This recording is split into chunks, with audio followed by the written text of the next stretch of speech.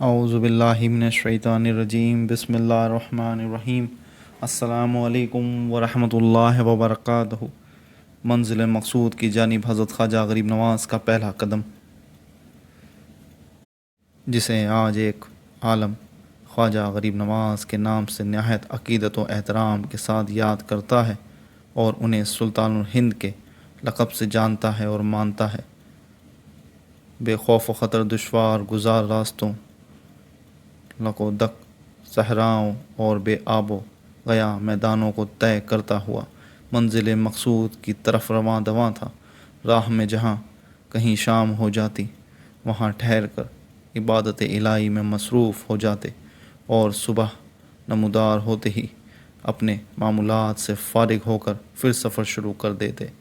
اس دور میں بغداد شریف، سمرقند، بخارا اور نیشا پور علماء اسلامی کے مراکز تسلیم کیے جاتے تھے، جہاں بڑے بڑے زاہد علماء دین موجود تھے اور ان سے ہزاروں تشنگان علوم سیراب و فیضیاب ہو رہے تھے۔ آپ نے سب سے پہلے نیشا پور جانے کا ارادہ فرمایا، کیونکہ وہاں کے علمی حلقوں میں جو علماء شہر آفاق تھے وہ آپ کے والد ماجد خواجہ سید غیاث الدین حسن کے قریبی احباب میں تھے۔ سفر کرتے ہوئے آپ واشور سے آگے بڑھ کر جب ایک ویرانے میں پہنچے تو دیکھا کہ دو آدمی سر راہ بیٹھے ہیں۔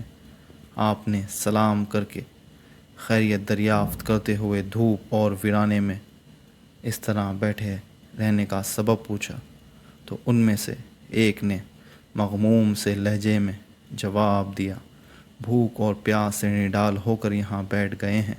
یہ سن کر آپ نے تمام کھانا اور پانی چھوٹا سا مشکیزہ ان کے سامنے رکھ دیا اور فرمایا، بسم اللہ، اسے اپنا ہی سمجھیے۔ دونوں بنا تکلف کھانے لگے اور جب تک کھانا اور پانی ختم نہیں ہو گیا ان کا ہاتھ نہ رکا۔ کھانے کے بعد ان دونوں نے کہا، کچھ رقم ہو تو وہ بھی دے دو۔ آپ نے اپنی تھیلی ان کے سامنے ڈالتے ہوئے کہا، اگر اس رقم سے آپ کی ضرورت پوری نہ ہو تو میری معذرت قبول فرمائیے۔ میرے پاس اگر اس کے علاوہ اور بھی رقم ہوتی تو میں آپ کی خدمت میں پیش کر دیتا۔ آپ نے اس وجاہت کے بعد سلام کیا اور چل دیے۔ ابھی کچھ ہی دور گئے ہوں گے کہ وہ دونوں دوڑتے ہوئے آپ کے پاس پہنچے اور پوچھا، آپ کہاں جا رہے ہیں اور مقصد سفر کیا ہے؟ آپ نے فرمایا، میں حصول تعلیم کے لیے نیشا پور جا رہا ہوں۔ آپ کی یہ بات سن کر وہ کہنے لگے، نیشا پور ابھی بہت دور ہے، وہاں تک پہنچنے میں آپ کو تقریباً 1 مہینہ لگ جائے گا۔ آپ نے کہا، یہ بات تو مجھے بھی معلوم ہے۔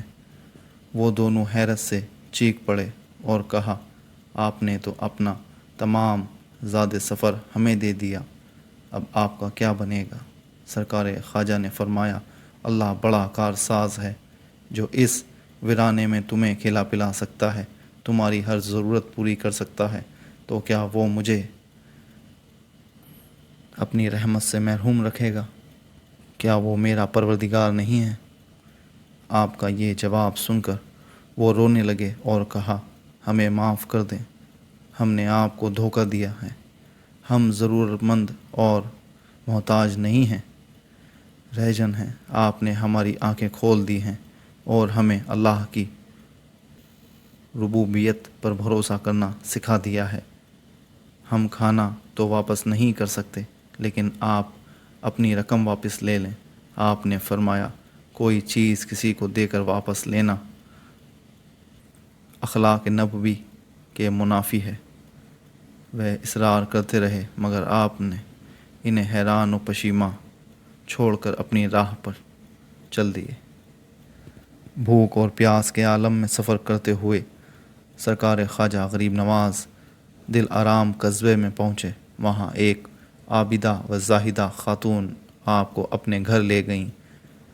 یہ قدرت خداوندی ہی تو تھی کہ سارے راہ محترمہ نے سرکار خواجہ غریب نواز کو روکا اور فرمایا، بیٹے تم مسافر ہو، تم دور سے آئے ہو اور دور جا رہے ہو، کیا ایک دن کی میزبانی کی اجازت مجھے سرفراز کرو گے؟ آپ نے ان کے خلوص کی قدر کرتے ہوئے، منشاء الہی سمجھتے ہوئے وہاں ایک رات قیام کرنا منظور فرما لیا۔ سبحان اللہ۔